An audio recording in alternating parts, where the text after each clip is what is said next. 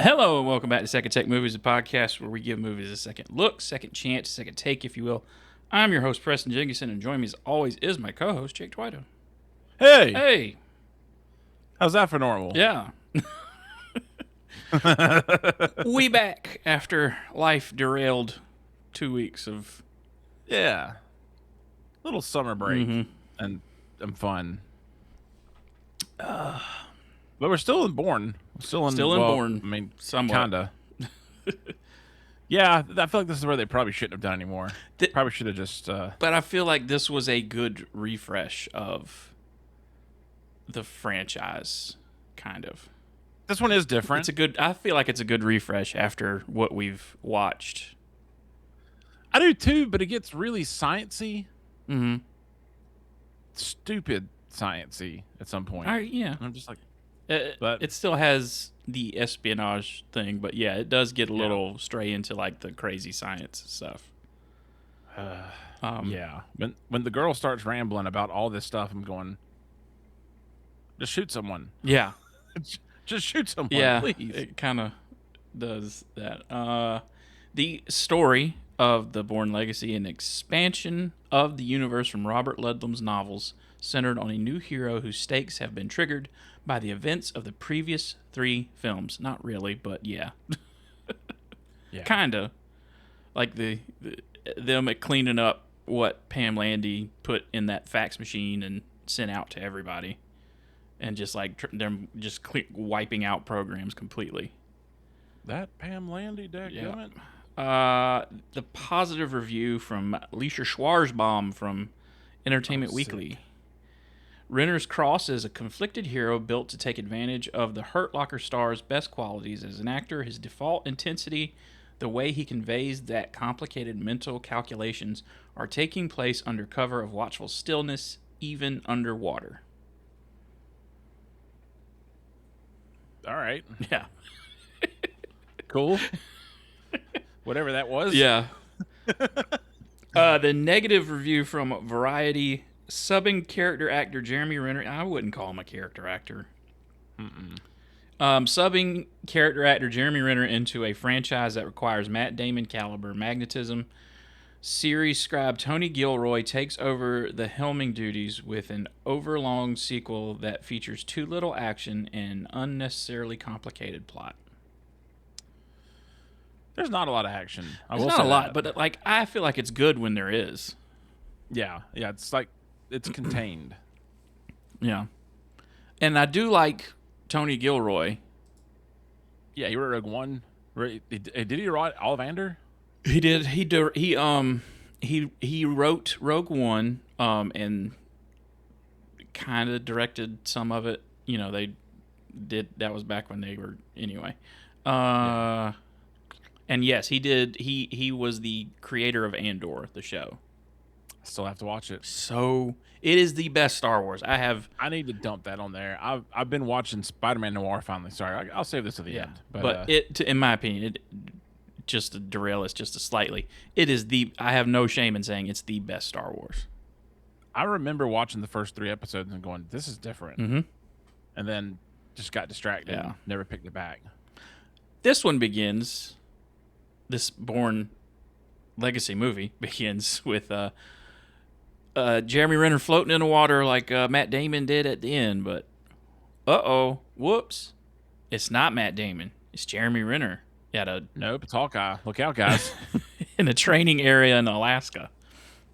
And we kind of get like a recap of what happened in the previous 3 movies in case you forgot. But, you know, watching these movies back to back, you don't forget.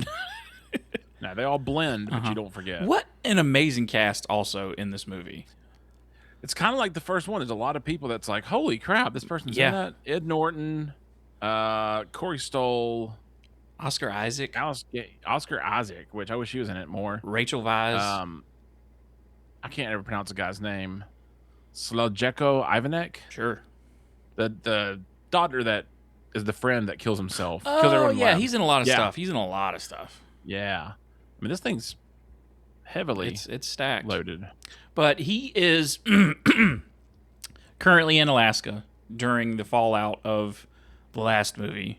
like we said, where everybody's trying to, and we kind of get flashes to that of Stick, aka the director of the CIA. That's the only way I know him. Ezra Kramer. Yeah, Ezra Kramer. He's Stick's better. gone and talked to this. What I gathered from this movie is that this pharmaceutical company is running this super, lack of a better term, super soldier program. Yeah. And Ed Norton is in charge of it as well. And it's like shred everything, burn it all, get it out the door. Let's eliminate this whole thing. And their plan is to eliminate all their operatives that they have in the field to cover up all these like secret agent programs that they had. Pills them boys out, dude. Yeah. But it between that we get all that backstory of, oh, we're gonna burn this whole thing down. Let's get rid of all this. And Jeremy Renner is on this like training thing because he didn't report in at some point, and he's roaming the wilderness looking for wolves. Yeah, the wolves are tracking him. What is this, the Gray? Yeah. And we get like a foreshadow to the thing with the pills with him in his little case of greens and blues. Got to get them greens and blues, Yeah. babies. It's just like my daggum diet. My appetite. You got to get them greens and blues. Greens and blues in, boy. So he cuts across a mountain. He jumps across a mountain. Yeah. He flies across that sucker. Yeah. And then we meet the first other character in the movie, Oscar Isaac, who like jumps out of a tree, which is great. Yeah, and I thought they were like best friends. Like he's sneaking up on them. No, they don't know each other. They have no clue. Hey, I'm here. But it's obvious that Oscar Isaac is also in the program, but he did something to get stationed at a training facility in Alaska. So during their his break, he's like, Oscar Isaac meets him up there, and he's like, "You broke the course record." He's like, I didn't know there was one. I will say, Jeremy Renner is more charismatic in the lead than Matt Damon is. Like, yeah, he plays a normal guy. This guy has more of a personality than Jason Bourne does. Yeah, which I guess if you lost your memory, maybe you would. I don't know, but yeah, it's a way more personable person. Just there's stuff there because that's the problem I think with the Bourne character is like he's just a blank slate that doesn't show a lot of emotion. It's a robot. Yeah, it's the Terminator. So this movie was kind of refreshing to me after watching those three movies. It's like, oh, we got a protagonist with a little bit of character and that likes to joke around, and he there's a little subtle thing where like he hides his pills in his socks or whatever, and then he like asking for more. I was like, I'm guessing he's hooked on it. I would assume so, yeah. Stock up or something. Because, I was like, this is kind of weird. His backstory was his recruiter had to add points to his IQ to make a quota of recruits coming in. So basically the backstory on Jeremy Renner's character, he wasn't very bright, made it into the Army, gets into this program, and we see a conversation between him and Edward Norton about orders that he got that went wrong or something like that. But after the next day, the blizzard is too strong, and Oscar Isaac tells him, "Hey, stay behind, and we'll batten down the hatches here, and you can wait out the storm or whatever." And then apparently hearing comes along with that cognitive boost stuff too, because he hears a drone on the wind. You hear that? He does the thing with the ear, and they blow like the whole time. Like you think Oscar Isaac's out to kill him, but it's not. No, he's just a guy. They blow that cottage out the water, and they come back too. Yeah, that's not enough just to smear it. And a pretty cool moment. I don't know how realistic this would be. Jeremy Renner has his rifle on him that you can assemble. Yeah, it's a Nemesis Arms Vanquish. If you're curious. Tried to buy one once. Sounds expensive. Yeah, it's $10,000. Oh, yep. Yeah, they're pretty sweet though. Oh yeah, just pile them up. I mean, it's pretty handy, but yeah. He shoots a drone out the air, and then they tried to send another one after that, I think. And we're not saying drone. We're saying Drone, like big boy drone. Battlefield capable drone Yeah. that shoots missiles. Yeah. And then I guess that's when we figure out who does have a tracking device. Yeah, he knows exactly where his tracking device is because he puts like a tin plate on his hip, and then he digs it out later and puts it on a wolf, and they blow up the wolf, so they think they got him. That was the lamest but best part ever of Blew the Wolf Up. Yeah. Our second protagonist, played by Rachel Weisz. Is that how you say her name? Weisz? Yeah. Daniel Craig, help us out. That's your wife. It is his wife. It sure is. There was a weird... there was a... Not weird, just goofy comment by somebody, like... Because Daniel Craig was, Bond during this time. Yeah. And he visited the set one day, and it was like, oh, man, it was weird to have, like, it's not Jason Bourne set, but a Bourne movie with good try. Daniel Craig on set. James Bond is on set as a Jason Bourne movie. Okay. Nerd. Speaking of other movies, Jeremy Renner had to drop out of 2 movies to film this. Oh, I wonder what those were. Battleship. Good call. An Ice Age Continental Drift. Dodged 2 bullets, I believe. Yep. Yep. And the other reason, right after that, I was like, why did they actually make this movie? Universal had a thing on the contract for this. If they didn't make another movie, they'd lose their rights. Oh, yeah. And they almost... So that was the other secret. They recently lost it, but got them back because I think they were shopping the Bourne franchise around. Or they were either trying to sell it or they were about to lose it. One of the two. But I don't... Big year in 2012. I don't think... That's all I got to say. I don't think Matt Damon wants to do anymore. Nah, I wouldn't either. Why would you at this point? I mean... He's old now. He's an old man. Yeah. Our second protagonist is Rachel Weisz, who is a doctor in this program that makes the medicine. She has visits with these soldiers, and we see one with Jeremy Renner's character. Aaron Cross is his name. And... talking about he missed a check-in and he's under new parameters and he has to take more pills, stuff like that, typical doctor stuff. But she is one of the scientists that help make the pills that creates these super soldiers, and she doesn't really 100% know what she's working on, but I'm pretty sure she has an idea. Yeah, she has to have some kind of an idea. Yeah, she pains later and she's like, I don't know, and then all of a sudden she knows a lot. Yeah, and at some point, one of her goofy coworkers, it's not fully explained. There's dialogue about it, but what made that guy go off and shoot everybody? They doped him, I think. Oh, so they gave him one of the mental pills. They pumped him full of the mental pills somehow. Yeah. Okay. Okay. Because I was like, this is like a real turnaround for this guy to just shoot everybody. Yeah, that was wild. I didn't think about it at first. I was like, oh, I guess she's not going on a date with him. So he's just like, all right, bow. Y'all are gone. So yeah, he kills everybody and then kills himself. And I said killed, not unalived. He killed.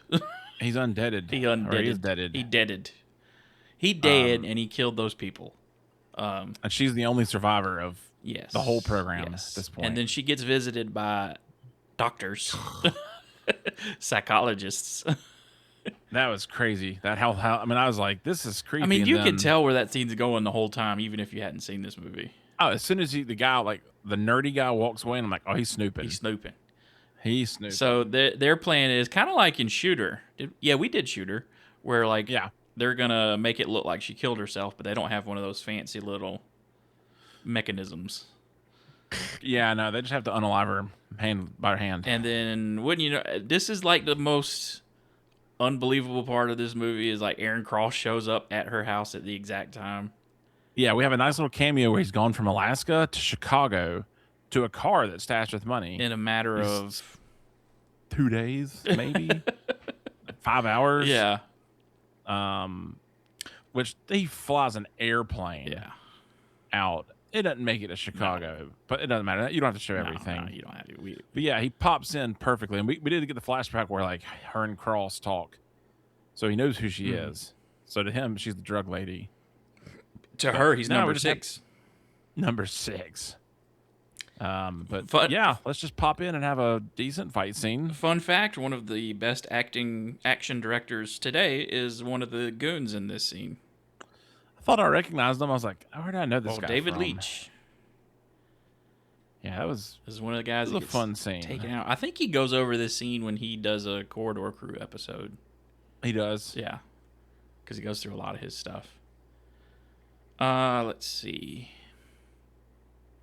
Yeah, so they basically escaped the house, burned down the house, and burned it. And they're on the side of the road, and he's like, "Hey, I need more pills," and she's like, "Oh, well, we changed it over to a new thing," and then we get this montage of these agents in the field getting these new pills, and it's basically poison pills to just kill all of them, and we get a montage of them all dying in different areas and places.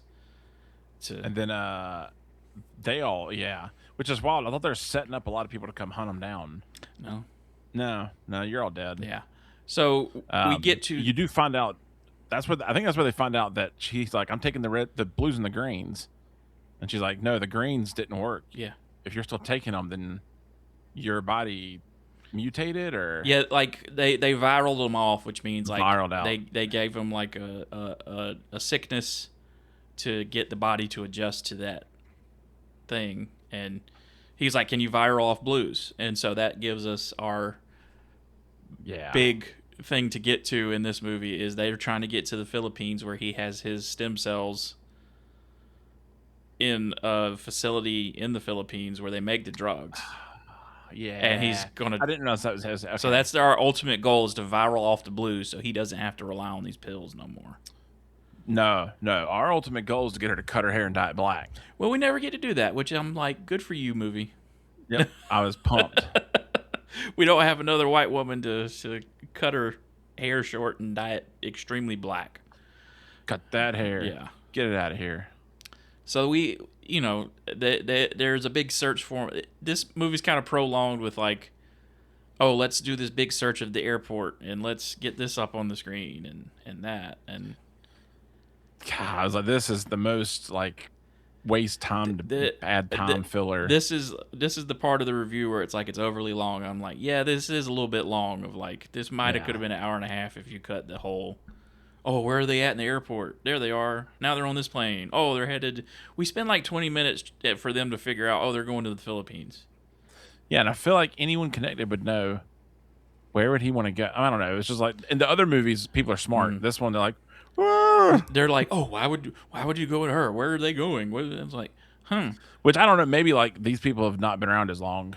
These seem like kind of down the chain kind of people. Like they're just working for a pharmaceutical company that's top secret, but is also the government. I don't know how that works. But basically, we make it to the Philippines, and this is like the third act. Again, we're blowing through another movie, but like. But there's not a lot. There's not a lot that goes on. I mean, there's some cool spots like espionage stuff of him making the IDs. Yeah, that was fun. But any fun parts, I feel like is met with 10 minutes of garbage. Yeah, or just nothing. So we go to this facility and he has a really good fight scene with some security guards in the basement. Yeah, that was rad. He just like blows through them, which is great. Yeah. So because he's starting to violate off the blues, and then they have an escape from the facility. Where they set off the fire alarm and get everybody to rush out of there, and they take out the foreman guy. And it was fun, man. It's great. I was like, this is Jeremy Renner. It's probably my favorite part of this movie because yeah, he's a little bit more quick on his feet to like get people distracted with like, oh hey, y'all come help him out here. Like Jason Bourne would just take shit and walk off. Yeah. This guy's like, oh, don't forget about me. He's a thing on the floor. Oh no. Yeah, and this guy doesn't care about killing. No. You did. So he has to go recover because his Valorant officer is about to start like cracking out. And then they activate the next level of these super soldiers, who's like Lark number 3. Yeah, has no. Basically, he's Agent 47. Yeah, from the video game. He has no empathy, no feelings. He's just really good at what he does. Nope. Just all right. Yeah. Gone. So he heads and he gets kicked off of a dirt bike. That's my favorite part. That's how he goes. That was my favorite part. Yeah. So he's recovering in that hotel room where they've put out like wanted flyers, and of course the stupid hotel lady's gonna turn her in. Of course. But she's at the pharmacy getting drugs. But don't worry, timing. Timing, always. Timing. It's great. Aaron Cross can jump off of a roof and slide down some walls, and that's her hoping that he's awake and can. Yeah. And so, like, there's a pretty good rooftop chase of like, yeah, him and the cops and the next level Jason Bourne, and it transitions into the greatest thing ever is they get a motorcycle, but that dude kicks a little kid off a motorbike. Sure does. And we also put on our sunglasses so that it's easier to replace the stunt guy's face with our face. I mean, Jeremy Renner, they make a point. Jeremy Renner gets a motorcycle. Before he even takes off, he puts on the sunglasses, and then he goes. And amongst this chase, and we go into this like empty warehouse, and the way they take out this guy is Rachel Weisz just kicks him into a pole. Just a deadly assassin getting kicked into a pole and dying right there. Legitimately forgot about the ending there, and I was just going, that's it? That's what happens? Yeah, and then they get away on a boat with the promise of more, but there's not. No, and then this movie just ends with Pamela Andy getting arrested, which I guess that's the next movie, right? Well, it doesn't even go into that in the next movie. Oh, gee. Okay. The next movie, we're fighting Facebook. Oh, boy. Great. That's right. Riz Ahmed is Zuckerberg. Tommy Lee Jones is the head of the CIA. Yeah, okay. It's coming back. Yeah. Yeah. Yeah, that's this movie in a nutshell, pretty much. Yeah. A lot happens, but not really. Nope. Nothing. Not to justify its length. No, it's the longest one of them, too. Yeah. That's the other, like, this didn't have the scale or, like, the lore. I don't know. I feel like it's it's better than Ultimatum to me. But if you didn't just watch 3. Yeah, if you don't watch all... I still think it's a good movie, even if you don't watch all 3 of these in a row. But I'm saying, like, you watch them 3 in a row and you're burnt out some. I think this thing looks awesome. Yeah. But if you just watch this by itself, it's like, oh, it's decent. It's not. Yeah. It gets a 7.5 from me, man. I do that too. I can roll that. 7.5. But we're trudging along through these Bourne movies. We got one more left. It's gonna be the best one. Not really. Can't wait. Now we move on to what we watching, play, reading, what we doing, what's happening. Been playing this really weird game called Unrailed 2. Okay. I think it's a weird little puzzle game on the Switch. It's fun. I think it's everywhere, but yeah, it's a good co-op game if you want to play something local. Watching Spider-Man Noir finally. I'm like maybe halfway through it. You doing black and white or color? Black and white. Yeah. Yeah, which I got a bone to pick with Amazon. They don't ever update their apps. No. It's like my Samsung app. I can't watch it in black and white. Really? I've got to stream. I have to stream it. It won't let me select black and white anywhere. See, I have a Roku TV, and I was able to switch like within episodes. I mean, it would take a little bit to load back, but doesn't let me do it. So I don't know. I'm gonna see if I have an update. But yeah, my phone works. I can just cast it up there. Yeah. Watched a Studio Ghibli movie. I watched Howl's Moving Castle. Mm-hmm. Man, that's some of the best anime. Just hand drawn, beautiful. Christian Bale's the voice actor in America. Wow. And he has a Batman voice in it. Nice. Like you can tell he did Batman. That's it, man. It's been pretty low key for the most parts. I've been watching Veep on man, HBO. That's such a good series. Yeah, Kim got me into that. I was like, fun. We were sitting around one Saturday afternoon. She's like, let's watch this. And I was like, okay. And I was like, oh, this is great. It gets better and better too, dude. I hope so, because it's not one of those normal HBO. Yeah, woo, it does not. It hasn't disappointed so far. It's been pretty great. I rewatched Hail Mary. That came out to rent, so I watched that again. Yeah. That's always That's a good movie. Such a great movie. What else? Ooh, I'm going to see Disclosure Day on Friday. I'm thinking about it. I don't. It's gonna be so freaking good. I don't know when I'm going to see Supergirl. I'm going to see it at some point, but I'm gonna wait. yeah, I don't even care. wait a little bit on that. What else? Finished new James Bond game. Good all the way through. Oh yeah, Yeah, I'm gonna pick it up. it's like a really At some good. point in time. It's a really good James. It would make a really good movie, but it's a video game. Yeah, But I've heard that's like it was a short story's campaign. It good. was like 11 hours, 11, 12 hours. It's not terrible. But I think we saw the end of video games as we know them today with the price release of Grand Theft Auto 6. What was it? It's $80 for the standard and $100 for the Jeez. ultimate. And they did the shittiest thing. They locked some customization stuff behind the ultimate edition. Dude, they don't need money. I mean, And I'm like, how? that's a company that didn't sweat. I it. mean, the casual gamer is going to buy this game no matter what. Like the people that play sports games in this, they're going to buy it no matter what because they're not. But I'm like, this is a shitty precedent you're setting, Yeah, I mean, back like and I think it might be the last time I buy a console for a long time yeah. because this is going to open up the floodgates. Oh yeah, it's gonna get bad. Yeah. I mean, like I said, I'm gonna buy it. Like I'm gonna. Oh play yeah, it. I'll get whatever. If something's coming out, I like Star Fox on Friday. Oh my god! I just wish I had a Switch. I'll let you know. I'm sure. I'll let you it's know how it great. is. I'm sure it's great. But yeah, it sucks. So Yeah. just what I don't understand is like, I don't know. I guess it costs more to make a game now. It does.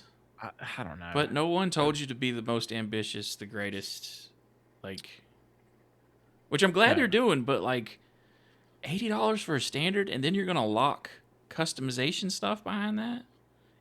that's And it's dirty. Like, I mean, you can. I'm gonna assume you can get all of this in game at some point, but to just that's scummy to me. But I'm old, so No, I'm with you. because like, That's and they're also like they're selling physical editions, but it's just a code. There's no disc. Yeah, that's how the Switch is. You can buy one and it's just a virtual game card. That's Oh, it. so they're taking a cue from Nintendo, is what they're doing. I guess Nintendo did start it first on the Wii. Oh well, they started it with I'm talking about like the physical edition of GTA 6 is like you're gonna get some stuff, but it's not a disc. Oh no, that started on like Xbox 360. There's no on some disc. stuff. Yeah, when I worked at GameStop, I used to sell the actual package, and on the inside was a piece of paper But and a manual, and said, "Here's your code." but even some newer games today are selling physical discs. But this is just gonna kill that. I know it's 100%. Yep. Which I don't blame them. 100%. It costs money to print discs. But I hated it at first, but I kind of love that I'm like, oh, I can go spin this game up and install it really quick that I haven't played in 5 years, and I don't have to keep up with the disc. yeah. But But also they're gonna turn off those servers one day.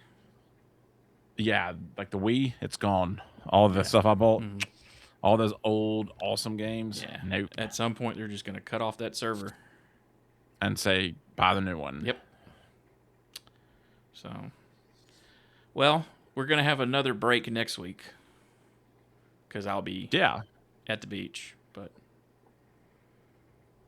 just means plenty of time to just get ready for the next Bourne That's right. movie. I don't have to watch the next Bourne movie for another week. But it's gonna be old Jason Bourne, old Bourne, who remembers more. Older Bourne. Okay, now I know. If you have a suggestion for a movie we should do, you've got like 4 slots available at this point, but you can send that to secondtakemoviespot@gmail.com and follow us on Instagram and the YouTube, wherever you get your podcasts, subscribe, all that fun stuff. And Jake, you got any final words for everybody? Check your blood pressure. Check your blood pressure. watch your heart rate. Yeah. Don't get too upset. You know. Yeah. Chill, bro. Yeah. So we'll see you in 2 weeks with Jason Bourne.